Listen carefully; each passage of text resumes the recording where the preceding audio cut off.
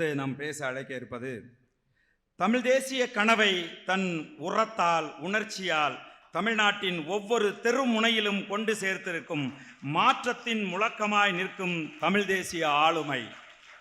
இதுவரை தமிழ் தேசியம் என்பது அறிஞர்களின் ஆய்வு நூலிலும் சில தலைவர்களின் மேடையிலும் மட்டுமே பேசப்பட்டு வந்தது. அந்த தத்துவத்தை மக்களின் மொழியில் வீதிகளில் எதிரொலிக்க செய்தவர். அவர் பேசத் தொடங்கினால் அது வெறும் உரை அல்ல, இளைஞர்களின் இரத்த நாளங்களில் சுற்றும் நெருப்பு. இளைஞர் பட்டாளத்தை இலக்கு நோக்கி திரட்டி செல்லும் பேராற்றல் கொண்டவர் என் உயிர் அண்ணன் செந்தமிழன் சீமான் அவர்கள். அறிஞர் குணா அவர்கள் எழுத்துக்களால் கண்டெடுத்த உண்மை, பேராசான் பே மணியரசன் அவர்கள் போராட்ட களங்களில் எடுத்து சென்ற கொள்கை, இவை இரண்டையும் தமிழகத்தின் ஆளும் அதிகாரத்தை நோக்கி அரசியல் ஆயுதமாக திரப்பியவர் என் உயிர் அண்ணன் செந்தமிழன் சீமான் அவர்கள். இங்கு வாழும் உரிமை எல்லோருக்கும் உண்டு, ஆனால் தமிழர் நிலத்தை ஆளுகிற உரிமை தமிழன் எமக்கே உண்டு என்கிற ஒருமித்த குரலை ஓங்கி ஒலிக்க செய்தவர். தமிழின மீட்சி என்ற லட்சியத்தை தன் கட்சியின் முதன்மை கொள்கையாக கொண்டு செல்பவர். தமிழீழ விடுதலை போராட்டத்தின் வழியை, அதன் தத்துவத்தை தாய் தமிழகத்தின் இளைஞர்கள் மனதிலே விதைத்து பதிய வைத்தவர். தேசிய தலைவரின் தம்பியாக தமிழ் களத்தில் உறுதியுடன் நிற்கும் என் உயிர் அண்ணன் செந்தமிழன் சீமான் அவர்கள், மாற்றம் என்பது சொல்லல்ல, அது செயல் என்ற முழக்கத்தோடு நம் இனத்துக்கான அதிகார இலக்கை நோக்கி படை நடத்தி கொண்டிருக்கும் நாம் தமிழர் கட்சியின் தலைமை ஒருங்கிணைப்பாளர் என் உயிர் அண்ணன் செந்தமிழன் சீமான் அவர்களை பேச அழைக்கிறேன். வாருங்கள் அண்ணா.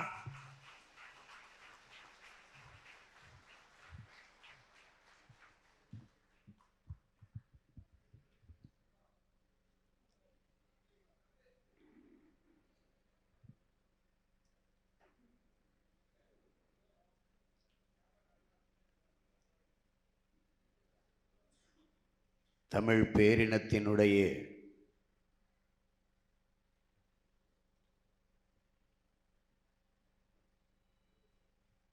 பேரறிஞர் ஐயா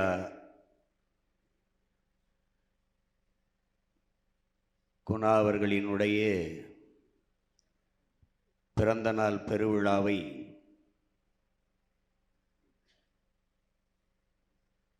நாம் மகிழ்வோடு கொண்டாடி கொண்டிருக்கிறோம். இந்த விழாவை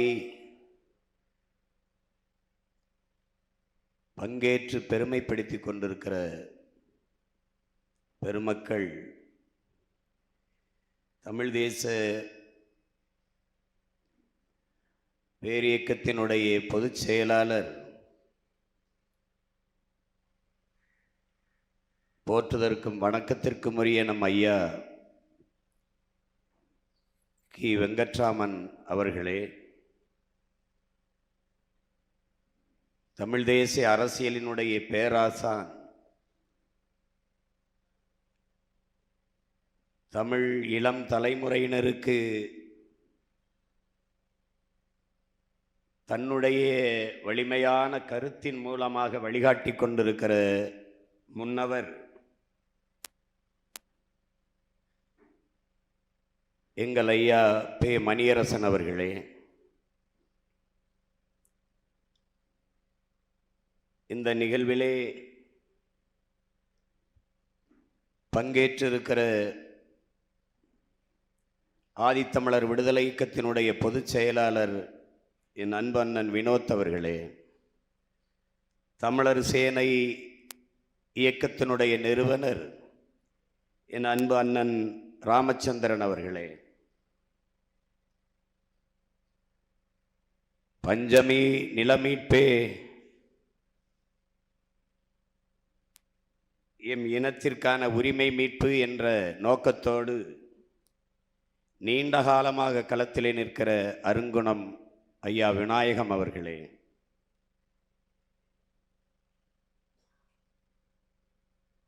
என் அன்பு இளவல் இயக்குனர்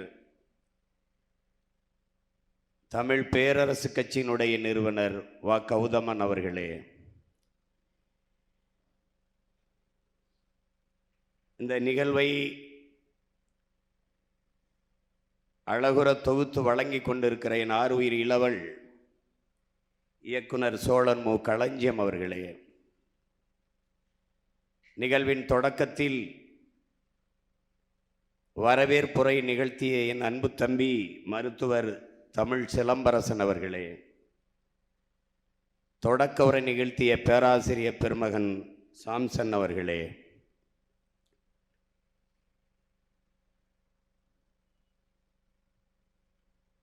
இந்த விழாவின் நாயகனாக இருக்கிற தமிழ் பேரினத்தினுடைய அறிவுமிகு அடையாளம் நம்முடைய ஐயா பேரறிஞர் குணா அவர்களே, உங்கள் அனைவருக்கும் என்னுடைய அன்பும் வணக்கம். உணர்வு எழுச்சியோடு உள்ள மகிழ்ச்சியோடு நம்முடைய பேரறிஞரை வாழ்த்த வந்திருக்கிற என் உயிருக்கினிய உறவுகளே, இங்கே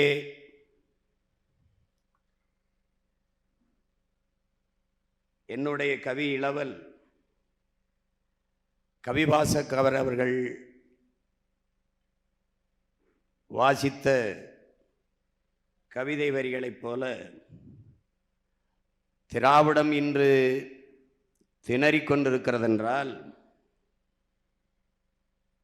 இந்த மேடையிலே வீற்றிருக்கிற அறிவுசார் பெருமக்கள், குறிப்பாக நம்முடைய பேரறிஞர் ஐயா குணா அவர்கள், நம்முடைய பேராசான் ஐயா மணியரசன் அவர்கள், நம்முடைய பொதுச் செயலாளர் ஐயா வெங்கட்ராமன் போன்றவருடைய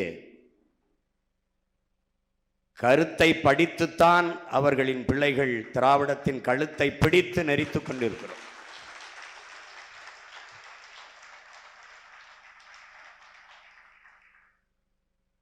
ஃபிடல் காஸ்ட்ரோ சொல்கிறான், விதைத்தவன் உறங்கினாலும் விதை உறங்காது என்று. ஆனால் இங்கே விதைத்தவர்களும் உறங்கவில்லை, விதைகளும் உறங்கவில்லை, முளைத்து கொண்டே இருக்கிறார்.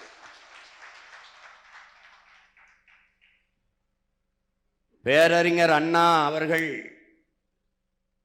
ஆரிய மாயை தந்தார்கள். பேரறிஞர் குணா அவர்கள் நமக்கு திராவிட மாயையை தந்து அடையாளம் காட்டினார். ஒருவன் அடிமையாக இருக்கிறான் என்பதை உணர்த்திவிடு, பிறகு அவனே கிளர்ச்சி செய்து போராடுவான் என்கிறார் அறிவாசான் அண்ணல் அம்பேத்கர் அவர்கள். நாம் அடிமையாக இருக்கிறோம் என்பதை உணர்த்திய பெருமக்கள் இங்கே இருக்கிற பேரறிஞர் குணா அவர்கள், பேராசான் மணியரசன் போன்றோர். அடிமை வாழ்வினும் உரிமை சாவு மேலானது என்ற முழக்கத்தை நம் உயிர் தலைவன் மேதகுவே பிரபாகரன் முன்வைத்தார் என்றால், அதற்கு காரணம் இந்த அறிஞர்களினுடைய எழுத்தும் கருத்தும் தான். உயிரினும் மேலானது நமது உரிமை, உயிரை இழக்கலாம் உரிமையை இழக்கலாமா என்ற எழுச்சி மிகுந்த புரட்சி மிகுந்த முழக்கங்கள் முன்வைக்கப்பட்டது என்றால், அதற்கு காரணம் சற்றும் தளர்வின்றி தன் தத்துவத்தில் பின்னடையாது தொடர்ச்சியாக முன்வைத்த இந்த மதிப்பிற்குரிய முன்னவர்களின் கருத்துதான். என் போன்ற பிள்ளைகள் குறிப்பாக ஈரோட்டு கிழக்கிலே போட்டியிடுகிற போது, இது பெரியார் மண்ணல்ல, பெரியாரே மண்ணுதான் என்று உறக்க முழக்கமிட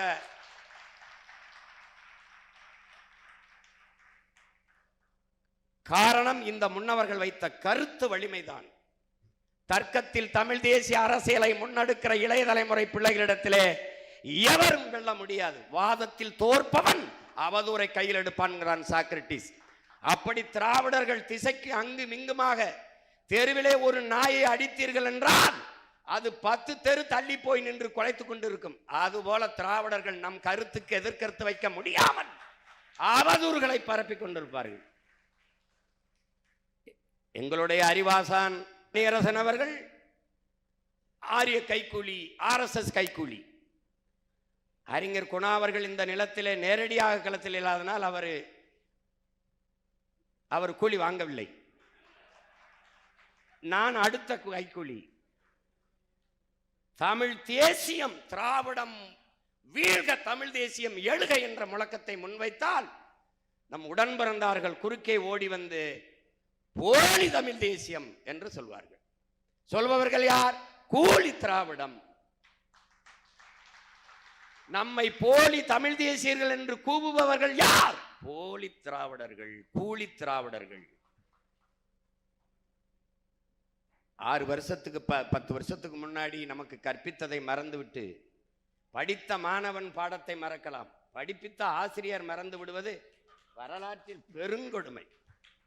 எந்த ஆசிரியர் என்று உங்களுக்கு தெரியும், உங்களுக்கு நன்றாக தெரியும்.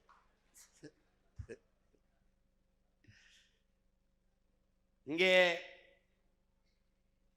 பேரறிஞர் குணா அவர்கள் நமக்கு அறியப்பட்டது திராவிடத்தால் வீழ்ந்தோம் என்ற வரலாற்று உண்மையை தமிழ் தேசிய மக்களுக்கு எடுத்து வைக்கும் போதுதான். ஏனென்றால் திராவிடம் அதிகாரத்தில் கோலோச்சுகிறது. 2 பெருத்த பூதங்களாக அதிகாரத்தில் இருக்கும் போது எல்லா நோய்க்கும் ஒரே மருந்து ஐயா ஈவே ராமசாமி அவர்கள் தான் என்று கட்டமைத்து வைக்கப்பட்டிருந்த காலத்திலே திராவிடம்தான் என்று சொல்லுகிற போது, அதிகார பலத்தில் இருக்கும் போதே இந்த திராவிடத்தால் தான் நாம் வீழ்ந்தோம் என்று ஒரு தமிழ் மகன் குரல் எழுப்பினான், கருத்து புரட்சியை செய்தான் என்றால் அது நம்முடைய பேரறிஞர் குணா அவர்கள் தான்.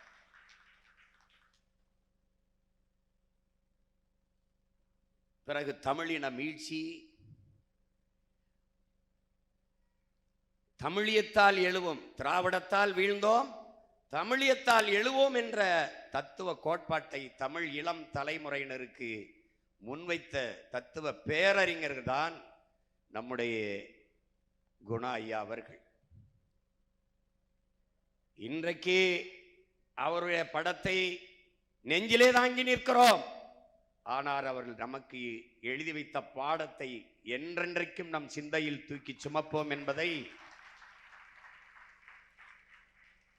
ஐயாவிற்கு சொல்வதில் நாம் அரசியல் வலிமை அடையாததால், நாம் தமிழர் என்ற உணர்வை இழந்ததால் இன்றைக்கு உரிமையை இழந்து இந்த இழிநிலையில் நின்று கொண்டிருக்கிறோம். ஐயா கருணாநிதி அவர்களுக்கு ஓராண்டுக்கு பிறந்த நாள் விழா நடத்த முடிகிற போது நம்ம இன்று ஒரு நாள் நடத்துவதற்கே, நம்முடைய பேரறிஞருக்கு நடத்துவதற்கு 1 மாதம் வேலை செய்தோம் என்று சொல்ல வேண்டிய நிலைமை இருக்குது. காரணம், நாம் அதிகாரமற்ற அடிமை இனத்தின் மக்கள், அரசியல் வலிமையற்ற மக்கள். நம்முடைய தலைவர் நமக்கு கற்பித்தது போல நமக்கென்று குரல் எழுப்பவோ, நமக்கென்று ஆதரவு கரம் நீட்டவோ உலகில் எவர்மற்ற நிலையில் தனித்து விடப்பட்ட தேசியனத்தின் மக்கள். அதனால் நமக்கு வேற வழி இல்லை. சிதைந்து அழிந்து கொண்டிருக்கிற தமிழ் தேசியனம் பாதுகாப்பாக வாழ்வதற்கு போராடித்தானாக வேண்டும் என்ற நிலைக்கு தள்ளப்பட்டு விட்டது, என்ற கட்டாய நிலைக்கு தள்ளப்பட்டு விட்டது. இந்த வரலாற்றின் பேர் அழைப்பிலிருந்து, பெரும் பணியிலிருந்து தமிழ் இளம் தலைமுறையினர் விலகிச் செல்ல முடியாதுங்கிறார். போராடித்தானாக. மற்ற இனங்களுக்கு வாழ்வில் எப்போதாவது போராட்டம் வரும். தமிழ் தேசியனத்திற்கு போராட்டமே வாழ்க்கையாக மாறி நிற்கிறது என்பதை இன்று நாம் உணர்ந்து தெளிந்து நிமிர்ந்து எழுந்து நிற்கிறோம்.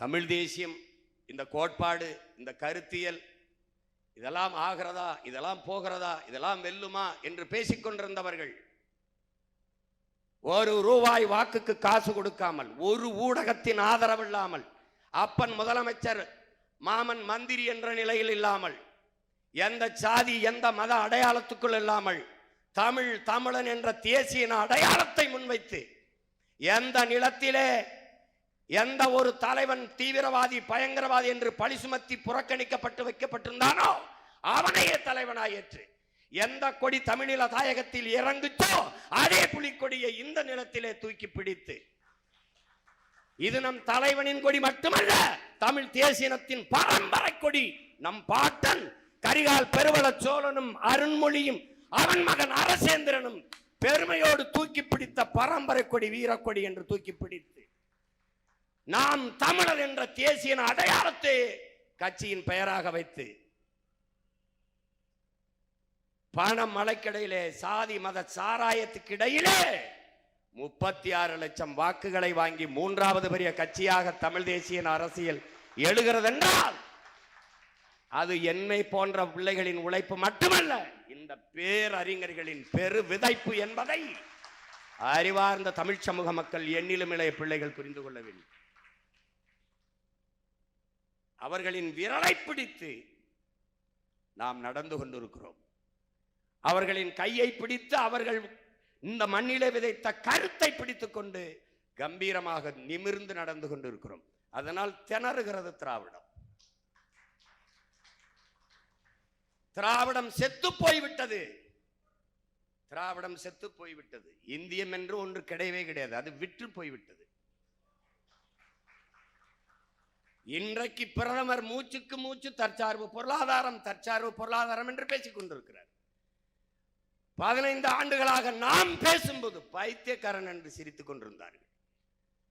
இப்போது தற்சார்பு தற்சார்பு என்றார்கள். எல்லாவற்றையும் தனியார்மயம், தாராளமயம், உலகமயம் என்று நாட்டையே ஒரு வர்த்தகமயமாக, சந்தையாக மாற்றிவிட்டு எல்லாவற்றையும் தனியாருக்கு தாரை வார்த்து கொடுத்து விட்டு இப்போது தற்சார்பு பொருளாதாரம் என்று பேசிக் கொண்டிருக்கிறார்.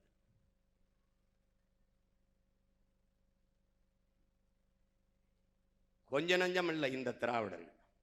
நம்முடைய அறிவாசான் ஐயா ராமசாமி அவர்களுடைய எடுத்து படித்தார். அதில் மிகுந்த வழிதோர்ந்த சில செய்திகள் இருக்கிறது. படித்தா தூக்கம் வராது, ஒன்றும் வருது, கொலவெறி தான் வருது. தமிழர் என்று பேசுவது இன எழுச்சிக்கு எதிரானது என்று பதிவு செய்கிறார். உடனே வருகிறது எந்த இன எழுச்சிக்கு? தமிழர் என்று பேசுவது இன எழுச்சிக்கு எதிரானது என்றால் எந்த இனத்திற்கு, எந்த இன எழுச்சிக்கு எதிரானது? சமூக தொண்டாற்ற வருகிற ஒருவனுக்கு பாசாபிமானம், அதாவது மொழி அபிமானம், தேசாபிமானம், இனாபிமானம் எதுவும் இருக்கக்கூடாது. சமூக பற்று மட்டும்தான் இருக்கணும். மொழி இல்லை, தேசம் இல்லை, இனம் இல்லை என்றால் சமூகம் எங்கே இருக்கும்? இதில் எந்த சமூகத்துக்கு தொண்டாற்றுவது? மொழி அபிமானம் கூடாது என்றால் ஆங்கில மொழி அபிமானம் உங்களுக்கு ஏன் வந்தது? தேசாபிமானம் கூடாதென்றால் திராவிட நாடு கோரிக்கை ஏன் வந்தது? ஈனாபிமானம் இல்லை என்றால் வெறும் பணாபிமானம் மட்டும் உங்களுக்கு ஏன் வந்தது? இந்த கேள்வி எங்கிருந்து வந்தது? இந்த அறிஞர்களிடத்திலிருந்து எனக்கு வந்தது, என்னிடத்திலிருந்து உங்களுக்கு வந்தது.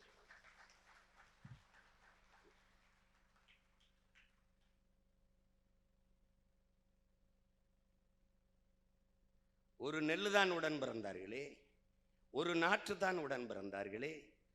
நட்டால் ஒரு நாற்றுத்தான். நாற்றங்காலிலிருந்து பிடுங்கி வயலிலே நட்டால் ஒரு நாற்று 80 நாற்றுகளாக விரிகிறது, வளர்கிறது. ஒரு நெல் 20 மணிகளை வைத்தால் கூட 1600 நெல்மணிகளாக விளைகிறது. அப்படித்தான் இந்த நெல்மணிகள், விதைத்த நெல்மணிகள் பல லட்சக்கணக்கான நெல்மணிகளாக விளைகிறது. அது தமிழ் தேசிய விடுதலை விடுதலை என்கிற வீரியமிக்க விதைகளாக எழுகிறது.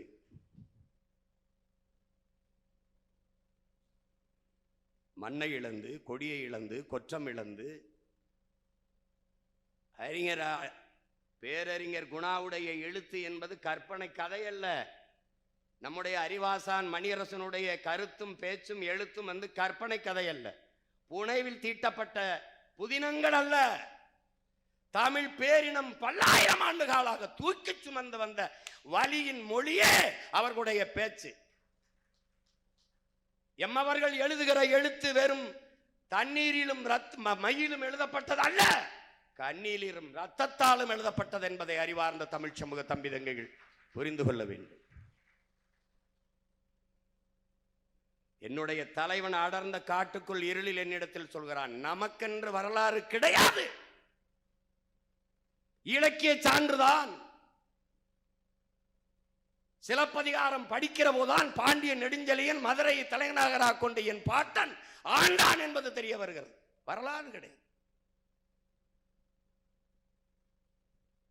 எங்களுக்கு என்று வரலாறு இல்லை, வெறும் இலக்கிய சான்றுதான். பகுருளி ஆற்றுடன் பன்மலை அடுக்கத்து குமரிக்கோடும் கொடுங்கடல் கொள்ள வடதிசை கங்கை மின் இமயமும் கொண்டு தென் திசை ஆண்ட தென்னவன் வாழி.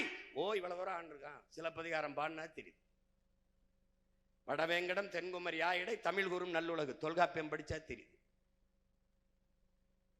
எங்களுக்கு என்ன சான்று இருக்கு? கல்லணை இருக்கு, கரிகாலம் கட்டினான்னு தெரியுது. பெருவுடையார் கோயில் இருக்கு, என் பாட்டன் அருண்மொழி சோழன் கட்டினான்னு தெரியுது. இப்ப வரலாறு இல்லை. தமிழன் பெருமை கொண்டான். வரலாற்றை படைக்கிறவனுக்கு வரலாற்றை எழுத நேரம் இருக்காது என்று போயிட்டான். ஆனால் என் இன வரலாற்றை எழுதியவன் எல்லாம் என்னவன் இல்லை. அப்ப இதிகாசம் போய் பேசலாம், புராணம் போய் பேசலாம், இலக்கியம் சுவைபட சொல்வதற்காக பொய் பேசலாம், நயம்பட உரைப்பதற்காக பொய் சொல்லலாம். ஆனால் வரலாறு போய் பேசக்கூடாது. அப்ப எங்களுக்கு கற்பிக்கப்பட்ட வரலாறு எல்லாம் தகராறு, பொய். அந்த பொய் புனைவுகளில் இருந்து இதுதான் நம் இன வரலாறு, நம்முடைய நாம் நடந்து வந்த பாதை, நம் இனம் கடந்து நடந்து வந்த பாதை என்று பகுத்து வகுத்து வழிகாட்டி கொண்டிருக்கிற பேராசிரியர் பெருமக்கள், பெரும் அறிஞர்கள் தான் இங்கே இருக்கிற ஐயா மணியரசன் அவர்களும் ஐயா பேரறிஞர் குணா அவர்கள்.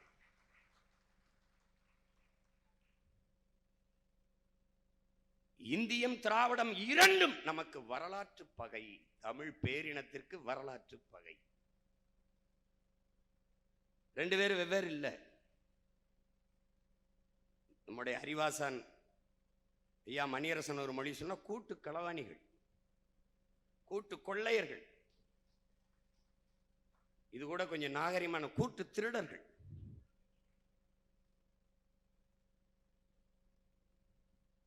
ஒவ்வொன்றையும் பாருங்கள்.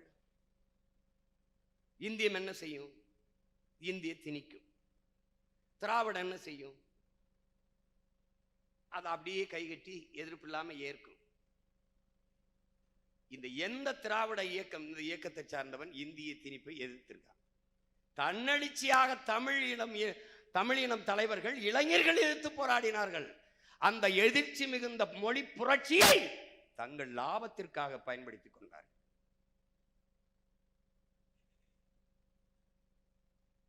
நான் இந்தி வேண்டாம் என்று சொல்வது இங்கிலீஷ் படிக்காமல் போய்விடுவான் என்பதற்காக, தமிழ் மேல் இருந்த பற்றின் காரணமாக அல்ல, பற்றின் காரணமாக அல்ல. இந்தி எதிர்ப்பு. இந்தியாவில் எத்தனை மொழிவழி தேசிய இனங்கள், எந்த இனத்திற்கும் இல்லாத ஒரு உணர்வு தமிழ் பேரினத்தின், தமிழ் நிலத்தில் தமிழர்களுக்கு மட்டும். காரணம், அவன் மரபு அணுவிலேயே போர்க்குணம் இருக்கு, ஆரிய எதிர்ப்பு இருக்கு. ஆரிய படை கடந்த பாண்டியன் நெடுஞ்செழியன் இருக்குதே ஒழிய ஆரிய படை கடந்த திராவிடன் எவன் இங்க இல்ல. இவன் பரம்பரையில மரபு அணுவில பல ஆயிரம் ஆண்டு கால பகை இருக்கு. அதனால இந்தியா எதிர்ப்பான், ஜிஎஸ்டியா எதிர்ப்பான், சிஏயா எதிர்ப்பான், என்ஆர்சியா எதிர்ப்பான், நீட்டா எதிர்ப்பான், எல்லாவற்றையும் எதிர்த்து போராடுவான். மற்றவெல்லாம் அப்படியே ஏற்பான். அப்ப எதிர்த்து போரிடுறான். என்னரும் தமிழ் மொழி இறந்து விடுவதா? நாளை என் தாய்மொழி அழியுமானால் அதை கேட்க நான் இருக்க மாட்டேன், இன்றே இறந்து விடுவேன் என்கிற அரசியல் அம்சத்து அவன் சொன்னான். சாகல. ஆனால் இந்தி திணிப்பால் என்னரும் தாய்மொழி இறந்து விடுமோ என்று அஞ்சி என்னவர்கள் இறந்தார்கள். உடலுக்கு தீயிட்டு மாண்டார்கள், நஞ்சுண்டு மாண்டார்கள், சிறை கொட்டடியிலே வதைபட்டு செத்தார்கள். துப்பாக்கி குண்டுக்கு நெஞ்சை காட்டி இறந்தான் என் உயிரில் பிறந்தான் நன் ராஜேந்திரன் அவர்கள். மொழிக்காக உயிரை விட்டவன். அந்த மொழி புரட்சியிலே அந்த கிளர்ச்சியை பயன்படுத்தி காமராஜரை தோற்கடித்தது திராவிட முன்னேற்ற கழகமோ சீனிவாசன் என்ற மாணவரோ அல்ல. காமராஜர் என்ற தலைவனை தோற்கடித்தது தமிழ். தமிழ். இந்தியை திணிக்கிறார்கள். அந்த நேரத்தில் இருந்த கிளர்ச்சியிலே, இந்தி திணிப்பிலே, தமிழ் மக்களிடத்தில் இருந்த கிளர்ச்சியிலே தோற்று போனார். உண்மையிலும் உண்மை அதுதான். அதை ஆட்சிக்கு, திராவிட முன்னேற்ற கழகம் ஆட்சிக்கு வரும்போது யோசிக்கிறது, ஆஹா, தமிழனுக்கு உயிர், தமிழுக்காக மொழிக்காக சாகிறான் இவன். அப்ப தமிழனுக்கு உயிர் உடம்பிலே இல்லை, அவன் மொழியிலே இருக்கிறது என்பதை புரிந்த பிறகு அந்த மொழி இருக்கிற வரை, அது அழியாமல் உயிர்ப்போடு இருக்கிற வரை தமிழன் தமிழனாக இருப்பான். தமிழன் தமிழனாக இருக்கிற வரை தமிழன் அல்லாதவன் வாழ்வதும் ஆள்வதும் கடினம். அதனால என்ன செய்யறான்? எங்கும் தமிழ், எதிலும் தமிழ், வீழ்வது நாமாக இருந்தாலும் வாழ்வது தமிழாக இருக்கட்டும். இந்த முழக்கங்களை முன்வைக்கிறான். எதுவும் புதிதில்லை, நம் முன்னவர்கள் வைத்தது. தமிழ்நாடு தமிழருக்கே முழக்கம். அடுத்த கேள்வி, ஆளுகிற உரிமையும் அவருக்கு. அது வருதா இல்லையா? தமிழ்நாடு தமிழருக்குன்னா அப்புறம் ஆளுகிற உரிமை ஆயலா இருக்கா? எப்படி? எல்லாம் வெற்று முழக்கங்களாக வைத்து ஒரு இடத்தில் கூட தமிழ் இல்லாமல் ஒழித்து பயிற்று மொழியாக, பாடமொழியாக, பண்பாட்டு மொழியாக, வழிபாட்டு மொழியாக, வழக்காட்டு மொழியாக எங்கும் தமிழ் இல்லாத ஒழித்து முடித்தார். நாட்டின் மாண்புமிக்க முதலமைச்சர் சொல்லுகிறார், வர்த்தக பெருமக்களே, வியாபார பெருமக்களே, நீங்கள் தமிழிலே பெயர் பலகை வையுங்கள், ரெயின்போவை அப்படியே தமிழில் ரெயின்போ என்று எழுதுங்கள் என்று சொல்லுகிறார். என்றால் ஆட்சிக்கு பேரே திராவிட மாடல் ஆட்சி. திராவிடம் சமஸ்கிருதம், மாடல் ஆங்கிலம். எப்படி இருக்கு? தமிழ் வாழ்க. திட்டமிட்டு ஒழித்தார்.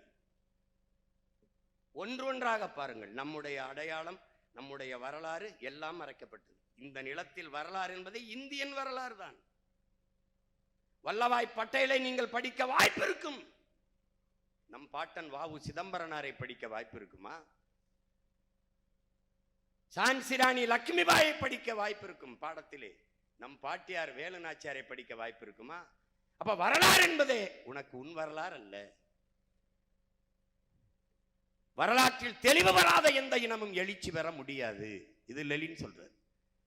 வரலாற்றை படிக்காதவன் வரலாற்றை படைக்க முடியாது. இதான் அம்பேத்கர் கற்பிக்கிறார்.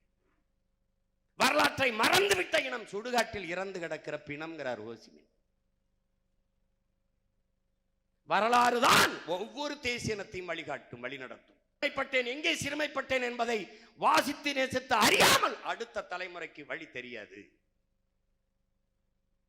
கடந்த காலத்தை ஒருவன் குனிந்து படிப்பது என்பதே நிகழ்காலத்தில் நிமிர்ந்து நடக்கத்தான். கடந்த காலம் தெரியாதவனுக்கு நிகழ்காலம் இல்லை, நிகழ்காலம் இல்லாதவனுக்கு எதிர்காலம் இல்லை. அப்ப திட்டமிட்டு நம்மின வரலாறை மறைப்பார்கள். என்ன இருக்குது? வீரன் என்றாலே மராட்டிய மன்னன் சிவாஜி தான். அப்ப நமது முன்னவர்கள் தீரன் சின்னமலை, பூலித்தேவன், மருதுபாண்டியர், அழகுமுத்துக்கோன் இவர்கள் எல்லாம் வாலேந்தி வேலேந்தி வீர போர் புரியவில்லையா? விளக்கமாறு வச்சு ஒட்டடை எடுத்துக் கொண்டிருந்தார்களா? வரலாற்றில் என்ன பதிவு இருக்கிறது? இப்போது போய் பாருங்கள், தமிழ்நாடு தேர்வு ஆணையத்தில் வருகிற கேள்வியை பாருங்கள். ஒன்று உன்னுடைய இனம். தமிழ்நாடு தேர்வு ஆணைய தேர்வு இல்லை, முழுக்க முழுக்க நம்முடைய அடையாளம், நம்முடைய மொழி, வரலாறு எல்லாம் அளிக்கப்பட்டது. நம்முடைய நிலை என்ன? நம்முடைய இறை சிவன் முருகன், நம்முடைய இறைக்கு முன்பு நம் தாய்மொழியில் வழிபாடு நடத்த வேண்டும் என்று போராடி நீதிமன்றம் போய் வழக்காடி, அதில் இன்னும் கொடுமை, தமிழிலும் நாங்கள் ஓதுகிறோம். இது ஏதோ போய் ஆப்பிரிக்கா, ஐரோப்பா நாடுகளில் போய் நம்ம இந்த உரிமை கேட்கிற மாதிரி எல்லாவற்றையும் எடுத்துட்டான். இந்தியா என்ன செய்யும்? கச்சத்தீவை எடுத்து கொடுக்கும். திராவிடம் என்ன செய்யும்? கொடுக்கும்போது கைகட்டி வேடிக்கை பார்க்கும். அற்ப பதவிக்காக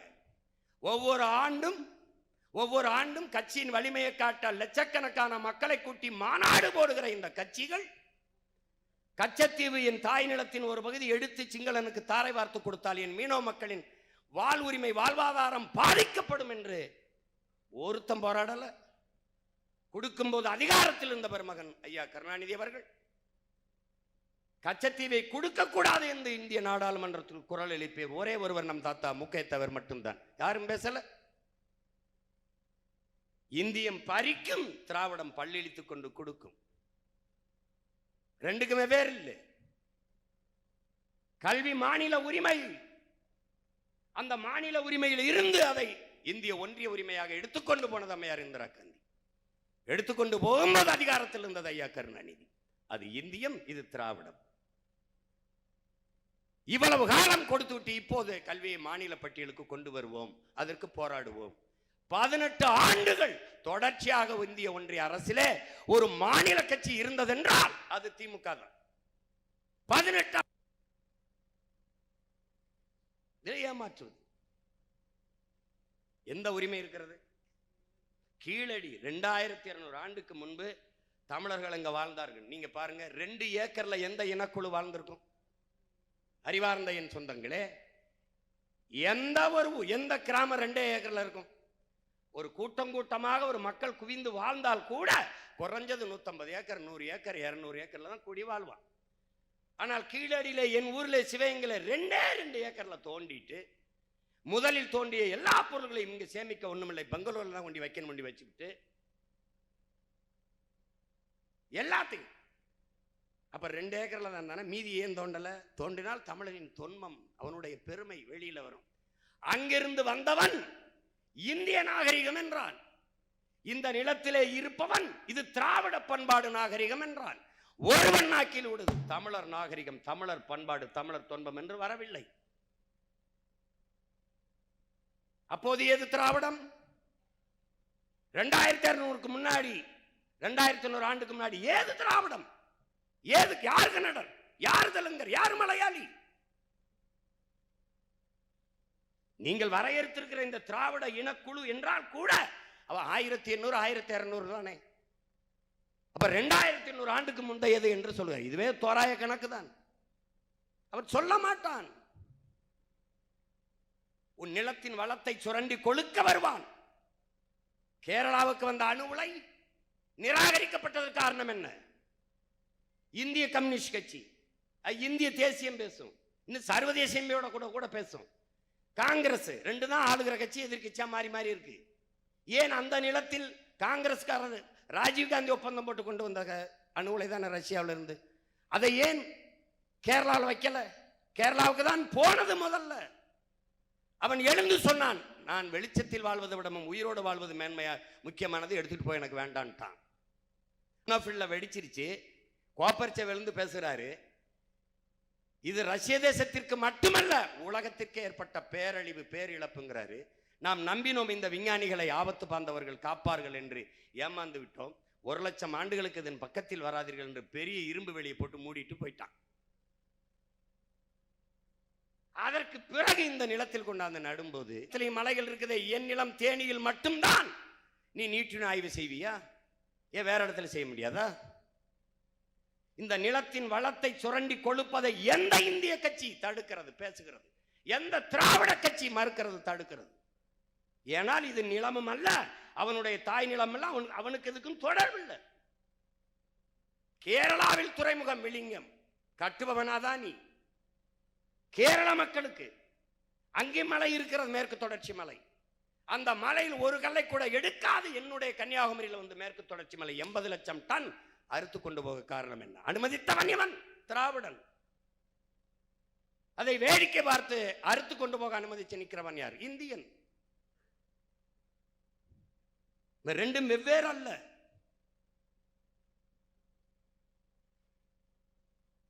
நம்முடைய ஐயா சொல்லுகிறார்களே, அந்த கூட்டாட்சி கோட்பாடு, வரி என்றால் 100 விழுக்காடு வரி, அதில் 75 எனக்கு. எனக்குன்னா தமிழ்நாட்டுக்கு மட்டுமில்ல, ஒவ்வொரு மாநிலத்திற்கும், ஆந்திராவுக்கு, கேரளாவுக்கு, கர்நாடகா. மீதி 25 பொது நிதியா வச்சுக்க. அதை வச்சுக்கிட்டு நீ நிர்வாகம் பண்ண என்ன வேலை செய்யற?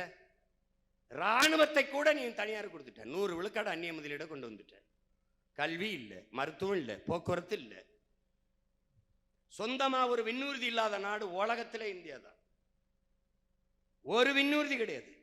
பறக்க விடுபவன் இண்டிகோ முதலாளி. 5000 ஏக்கர், 2000 ஏக்கர், 3000 ஏக்கர் விண்ணூர்திகளை கட்டுவது யாருக்காக? மக்களின் பயனுக்காக அல்ல, அந்த முதலாளியின் லாப தேவைக்காக. அப்ப இவர்கள் யாருக்கு வேலை செய்கிறார்கள்? இவர்கள் தலைவர்கள் அல்ல, தரகர்கள் என்று நாம் பேசுவது அதனால்தான். உள்நாட்டு வெளிநாட்டு பிற முதலாளிகளுக்கும் சொந்த நாட்டு மக்களுக்கும் இடையே தரக வேலை செய்து கொண்டிருக்கிற முதலாளிகள், தரகர்கள் இவர்கள். 1 2 கிடையாது. 50,000 பிள்ளைகள் 10ஆம் வகுப்பு தேர்விலே தமிழ் பாடம் எழுத வரவில்லை என்றால் எங்கே இருக்கும் உன் தாய்மொழி?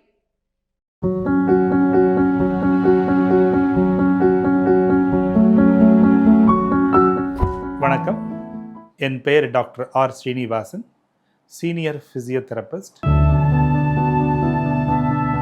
இன்னைக்கு எண்ணற்ற நோய்கள், இந்த ஹெல்த் ப்ராப்ளத்துக்கு அடிப்படையான ஒரு காரணம் என்னன்னு பார்த்தீங்கன்னா, போதுமான உடற்பயிற்சி இல்லாததும், அந்த உடற்பயிற்சியோட அவேர்னஸ், விழிப்புணர்வு இல்லாததும் தான் காரணம். வலி இல்லாத வாழ்க்கையையும் இண்டிபெண்டான வாழ்க்கையையும் இந்த இயன்முறை மருத்துவத்தின் மூலமாக உறுதி செய்யப்படுகிறது. என்னுடைய நிறுவனமான S health care solution multi speciality physiotherapy clinic Shanthi colony, Anna Nagar, சென்னையில் 15 வருடங்களுக்கு மேலாக இயங்கி கொண்டு வருது. சென்னையில் பல பகுதியில் எங்களுடைய பிரான்ச்சஸ் இருக்குது. மேலும் இதை தொடர்பு கொள்வதற்கு 9600038046 அப்படிங்கிற எண்ணை தொடர்பு கொள்ளலாம், அல்லது 9150211185 அப்படிங்கிற எண்ணுக்கு தொடர்பு கொள்ளுங்கள். உங்களுடைய ஆலோசனைக்காகவும் அப்பாயின்மெண்ட்டுக்காகவும் இந்த நம்பரில் தொடர்பு கொள்ளலாம். உங்களுடைய சந்தேகங்களுக்கு வாட்ஸ்அப் மூலியமாகவும் எங்களிடத்தை தொடர்பு கொள்ளலாம். உங்களோட சந்தேகங்களை நீக்கிறதுக்காகவும் ட்ரீட்மெண்ட் குறித்த தெளிவான விளக்கத்தையும் நான் உங்களுக்கு வாட்ஸ்அப் மூலியமாக சொல்கிறோம். ஆன்லைன் கால்லையும் எங்கள்கிட்ட அப்பாயின்மெண்ட் இருக்குது. நீங்கள் வர முடியாதவங்க அந்த ஆன்லைன் வசதியை பயன்படுத்தி கொள்ளலாம்.